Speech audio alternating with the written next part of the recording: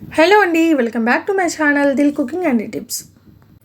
పిల్లలు కనుక ఏదైనా స్వీట్ చేసి పెట్టు మమ్మీ అని అడిగితే ఇంకేమీ ఆలోచించకుండా ఇంట్లో ఉన్న వాటితోనే ఈజీగా ఈ రవ్వ కేసరిని చేసి పెట్టండి. చాలా సాఫ్ట్గా నోట్లో పెట్టుకోగానే ఇట్టే కరిగిపోతుంది. అలాగే ఇది పంచదార కేసరి కాదండోయ్, బెల్లంతో చేసిన రవ్వ కేసరి. డయాబెటిక్ పేషెంట్లు కూడా హ్యాపీగా తినేయచ్చు. మరి దీన్ని పక్కా కొలతల్లో ఎలా తయారు చేసుకోవాలో చూసేద్దామా?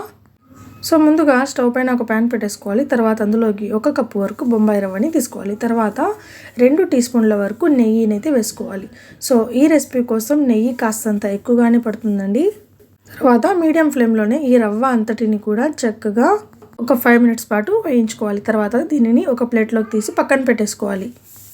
ఇప్పుడు స్టవ్ పైన వేరొక గిన్నె పెట్టేసుకొని అందులోకి మనం ఏ కప్పుతో అయితే బొంబాయి రవ్వని కొలుచుకున్నామో అదే కప్పుతో 1.5 కప్పు వరకు బెల్లం తరుగుని వేసుకోవాలి. తర్వాత అదే కప్పుతో 1 కప్పు వరకు నీళ్ళను కూడా వేసుకొని హై ఫ్లేమ్లో ఈ బెల్లం అంతటిని కూడా కరిగించుకొని స్టవ్ ఆఫ్ చేసేసుకోవాలండి. సో చూడండి, చక్కగా బెల్లం కరిగిపోయింది కదా. తర్వాత స్టవ్ ఆఫ్ చేసుకొని పక్కన పెట్టేసుకోవాలి. ఇప్పుడు స్టవ్ పైన వేరొక ప్యాన్ పెట్టేసుకొని అందులోకి 1.5 టేబుల్ స్పూన్ వరకు నెయ్యిని అయితే వేసుకోవాలి. తర్వాత మనకు నచ్చిన డ్రై ఫ్రూట్స్ని వేసుకొని గోల్డెన్ కలర్లోకి వచ్చిన తర్వాత స్టవ్ ఫ్లేమ్ని మీడియం ఫ్లేమ్ నుంచి లో ఫ్లేమ్లోకి మార్చుకోవాలి.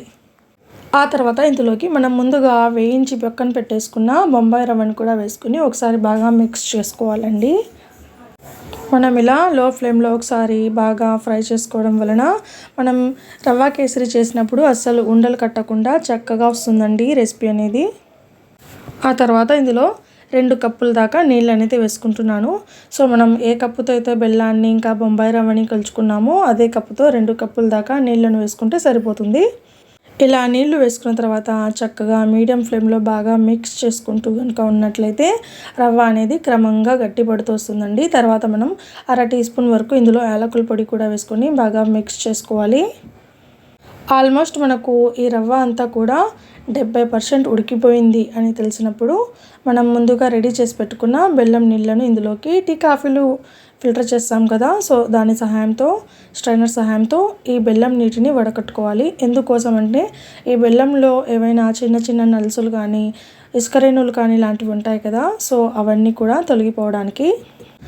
తర్వాత హై ఫ్లేమ్లో బాగా మిక్స్ చేసుకుంటూ ఎక్కడా కూడా అస్సలు ఆపకుండా 5 మినిట్స్ పాటు కనుక మనం చక్కగా కలుపుకున్నట్లయితే రవ్వ కేసరి క్రమంగా ఇలా గట్టిపడుతూ వస్తుందండి. సో ఆల్మోస్ట్ అంతా కూడా గట్టిపడింది, దగ్గరకు వచ్చేసింది అన్నప్పుడు మనం దీనిపైన మూత పెట్టేసి 2 మినిట్స్ పాటు లో ఫ్లేమ్లో ఉంచేసి ఆ తర్వాత మూత తీసేసి చూడండి, మనకు రవ్వ కేసరి రెడీ అయిపోయింది, అంతే. ఈ రెసిపీని మనం వేడివేడిగా సర్వ్ చేసినా లేదంటే కాస్త చల్లగా అయిన తర్వాత సర్వ్ చేసినా కూడా చాలా చాలా టేస్టీగా ఉంటుంది. పిల్లలకైతే చాలా నచ్చేస్తుందండి. సో ఫ్రెండ్స్, చూసేసారు కదా రవ్వ కేసరిని ఈజీగా ఎలా తయారు చేసుకోవాలి అనేది.